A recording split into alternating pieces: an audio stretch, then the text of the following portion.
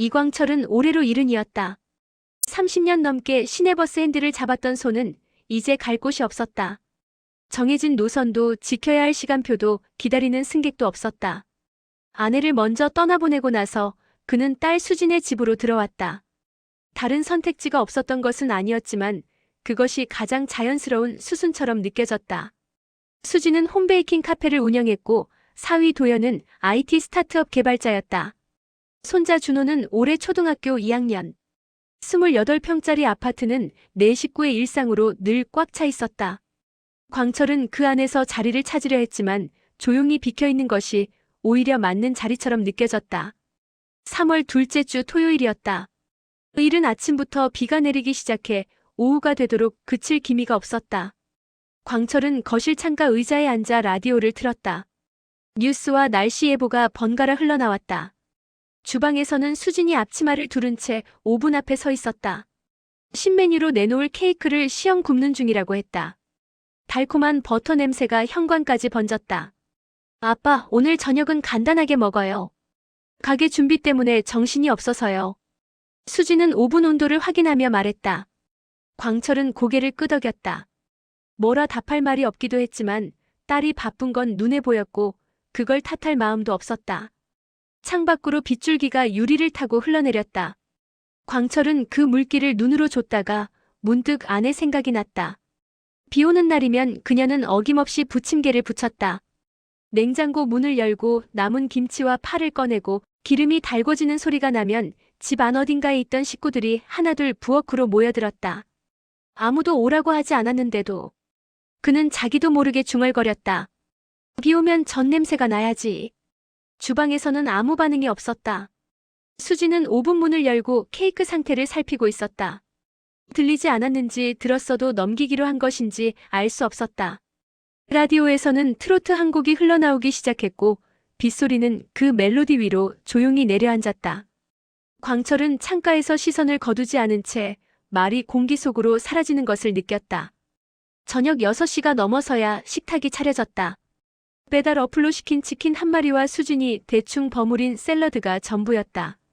도연은 준호의 숙제를 봐주다 뒤늦게 식탁에 앉았고 수진은 앞치마를 벗으며 자리에 앉자마자 어깨를 주물렀다. 하루 종일 서서 반죽을 만지고 오븐 앞에 서 있었던 탓에 다리가 퉁퉁 부어 있었다.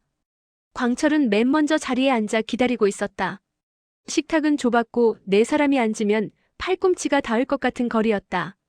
준호가 치킨 박스를 열자마자 손을 뻗었고 도연은 캔맥주 하나를 따며 장인에게도 권했다. 광철은 손을 저었다. 요즘은 술이 당기지 않았다. 그는 치킨 한 조각을 집어들다가 잠시 멈췄다. 창밖에는 아직도 비가 내리고 있었다. 빗소리가 이중창 너머로 낮게 깔렸다. 광철은 그 소리를 들으며 자연스럽게 입을 열었다. 요즘은 집에서 밥하기 힘들지. 엄마는 비만 오면 부침개에 새 판은 부쳤는데. 그는 웃으며 말했다. 누구를 나무라려는 것이 아니었다. 그냥 떠오른 것이었다. 비 오는 날 치킨 박스, 좁은 식탁. 그 조합이 아내를 불러냈고 아내가 떠오르면 말이 먼저 나왔다. 오래된 버릇이었다. 수진의 손이 멈췄다. 샐러드 집게를 든 채로 잠깐이었지만 분명하게 멈췄다. 아빠, 저도 노력해요. 낮은 목소리였다. 화가 난 것 같지는 않았다. 그러나 단단했다. 평소와 다른 온도였다. 도연이 분위기를 눈치채고 준호에게 말을 걸었다. 학교 얘기, 친구 얘기. 빠르게 화제를 돌리려는 시도였다. 광철은 손에 들고 있던 치킨을 내려놓았다.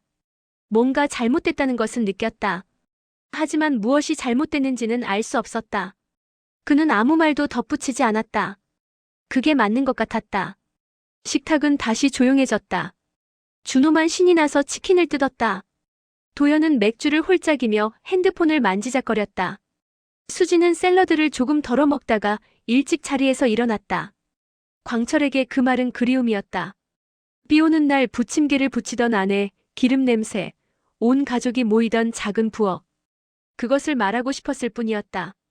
그러나 수진에게는 달랐다. 그녀는 그 말 속에서 자신의 자리를 보았다. 엄마 자리, 영원히 채울 수 없는 그 자리에 자신이 서 있다는 것을. 그것은 비교였다. 의도와 무관하게 받아들이는 쪽에서는 분명히 비교였다. 빗소리는 멈추지 않았다. 치킨은 식어갔고 식탁 위의 공기도 함께 식었다. 밤 11시가 넘었다. 준호는 일찍 잠들었고 도연은 거실에서 노트북을 열어 밀린 작업을 하고 있었다. 수지는 방에 들어와 불을 끄고 이불을 덮었다. 눈은 감겼지만 잠은 오지 않았다. 눈물이 난 건 한참 뒤였다. 소리도 없이 그냥 흘렀다. 베개가 젖는 것을 느끼면서도 닿지 않았다. 울고 싶어서 우는 게 아니었다. 그냥 몸이 먼저 알고 있었다. 더 이상 버틸 자리가 없다는 것을. 카페 매출은 석 달째 떨어지고 있었다. 상권이 바뀐 탓도 있었고 근처에 대형 프랜차이즈 카페가 새로 들어선 탓도 있었다. 재료비는 올랐고 손님은 줄었다. 대출 상환일은 다음 달이었다. 수지는 그 숫자를 매일 머릿속으로 계산했다. 아이 학원비, 관리비, 식재료비. 어디를 줄여야 할지 더 이상 줄일 곳이 보이지 않았다. 도연이 방에 들어온 건 자정이 넘어서였다. 그는 아내의 어깨가 미세하게 떨리는 것을 보았다. 수진아. 그는 조용히 불렀다. 수지는 대답하지 않았다. 아버님은 그냥 옛날 얘기하신 거야. 나쁜 뜻 없으셨을 거야. 수지는 한동안 말이 없었다. 그러다 천천히 입을 열었다. 내가 그렇게 못하는 딸인가 봐. 도연은 무슨 말을 해야 할지 몰랐다. 아니라고 하면 될 것 같았지만 그게 위로가 될 것 같지 않았다. 아니야. 늘 비교하셔. 엄마는 나는 항상 부족한 사람 같아. 수진의 목소리는 떨리지 않았다. 오히려 너무 차분해서 더 무거웠다. 도연은 한숨을 쉬었다. 그는 장인이 나쁜 사람이 아니라는 걸 알았다. 수진도 알고 있을 것이었다. 그러나 아는 것과 느끼는 것은 달랐다. 수진은 시어머니가 돌아가신 뒤로 아버지의 빈자리를 채우려 했다. 카페 일이 아무리 고돼도 저녁은 차리려 했고 명절엔 아버지가 좋아하는 음식을 먼저 생각했다.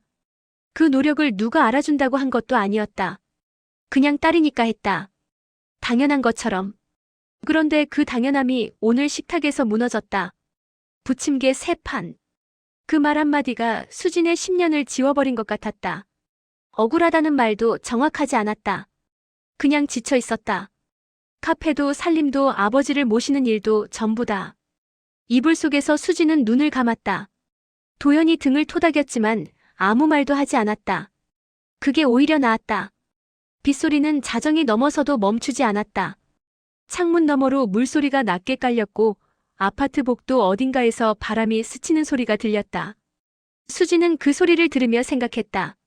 내일도 카페 문을 열어야 한다는 것을. 그리고 아버지와 같은 식탁에 앉아야 한다는 것을. 눈물은 어느 순간 멈춰 있었다. 남은 건 그냥 피로였다. 며칠이 지났다. 광철은 거실에서 수지는 주방에서 같은 공간에 있으면서도 서로 다른 곳에 있는 것처럼 지냈다. 수지는 아버지와 눈을 마주치는 일이 줄었다. 아침에 출근할 때도 다녀올게요 한마디가 전부였고 저녁에 돌아와도 부엌에서 각자 먹을 것을 찾아 해결하는 날이 많아졌다. 광철은 그 변화를 느꼈다. 무엇이 달라졌는지 정확히 짚을 수는 없었지만 집안의 공기가 달라졌다는 건 알았다. 그는 며칠을 혼자 생각했다. 식탁에서 자신이 했던 말을 되짚었다. 부침개 3판. 엄마는 웃으면서 한 말이었다. 나쁜 뜻이 없었다는 건 자신이 제일 잘 알았다. 그러나 딸의 얼굴이 수척해지는 것도 눈에 들어왔다. 카페 일이 힘든 탓이려니 생각하다가도 자신 때문일 수 있다는 생각이 자꾸 걸렸다. 어느 저녁 수진이 카페에서 돌아와 가방을 내려놓는 순간이었다. 광철은 소파에서 일어나 부엌 쪽으로 걸어갔다. 수진아, 내가 무슨 말 잘못했니? 수진은 냉장고 문을 열다 멈췄다. 잠시 침묵이 흘렀다. 그녀는 냉장고 문을 닫고 돌아섰다. 아빠는 항상 엄마랑 저를 비교하세요. 광철은 말문이 막혔다. 전 엄마가 아니에요. 낮고 또렷한 목소리였다. 화를 내는 것도 아니었고 울먹이는 것도 아니었다. 그냥 사실을 말하는 것처럼 들렸다. 그것이 오히려 더 깊이 박혔다. 광철은 가슴이 내려앉는 것을 느꼈다. 비교한 게 아니었다고 말하고 싶었다. 그리웠을 뿐이라고 엄마 생각이 났을 뿐이라고. 그 말이 목까지 올라왔지만 선뜻 나오지 않았다. 무엇을 말해도 변명처럼 들릴 것 같았다. 나는 그냥 그립다고 한 거다. 그는 겨우 그 말만 했다. 수지는 고개를 끄덕이는 것도 아니고 저는 것도 아닌 채로 잠시 서 있다가 방으로 들어갔다.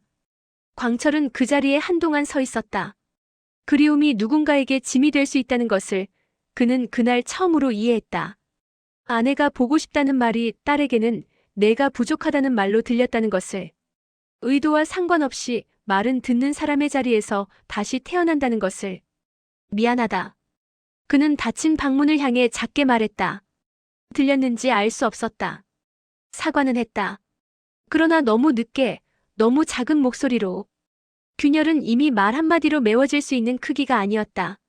수진이 카페 근처로 이사를 알아보기 시작한 것은 그로부터 며칠 뒤의 일이었다.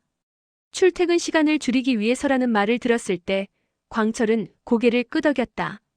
그게 전부 이유가 아니라는 것을 알면서도 모른 척하는 것이 서로에게 낫다고 생각했다. 그는 다시 창가 의자로 돌아가 앉았다. 라디오를 켜지 않았다.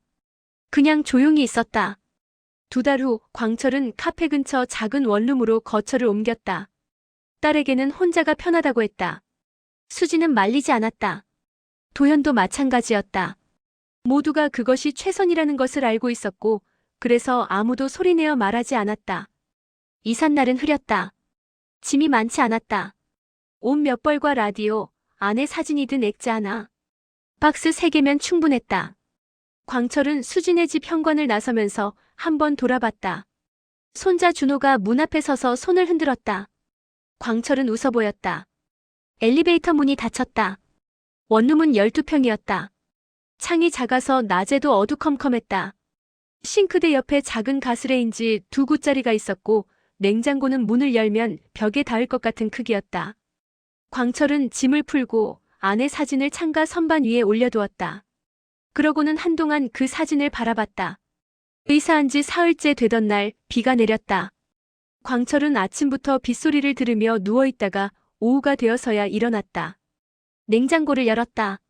달걀 2개와 두부 반모 묵은 김치가 전부였다. 그는 외투를 걸치고 우산을 들고 나갔다. 마트에서 부침가루 한 봉지와 파 한 단, 김치를 샀다. 계산대 앞에 서서 지갑을 꺼내는데 손이 떨렸다. 추워서인지 다른 이유에서인지 알 수 없었다. 집에 돌아와 가스레인지에 불을 올렸다. 기름을 두르고 반죽을 부었다. 지직거리는 소리가 났다. 냄새가 올라왔다. 부침개 냄새였다. 좁은 원룸에 금세 퍼졌다. 광철은 그 냄새를 맡으며 잠시 멈췄다. 아내가 부침개를 부치던 부엌이 떠올랐다. 기름이 튀고 아이들이 들어오고 식탁이 좁아서 밀고 당기던 그 시간들이. 뒤집어 보니 한쪽이 타 있었다. 불 조절을 잘못한 탓이었다.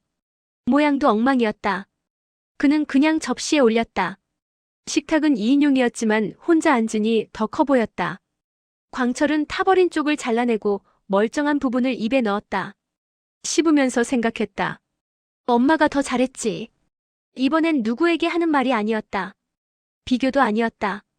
그냥 사실이었고 그냥 후회였다.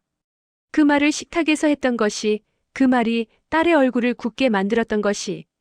진작 알았더라면 하지 않았을 말들이 이제는 되돌릴 수 없는 자리에 놓여 있었다. 그는 전화기를 들었다. 수진의 이름을 눌렀다가 껐다. 다시 들었다가 또 껐다. 한참을 그렇게 반복하다가 문자를 열었다. 비 온다.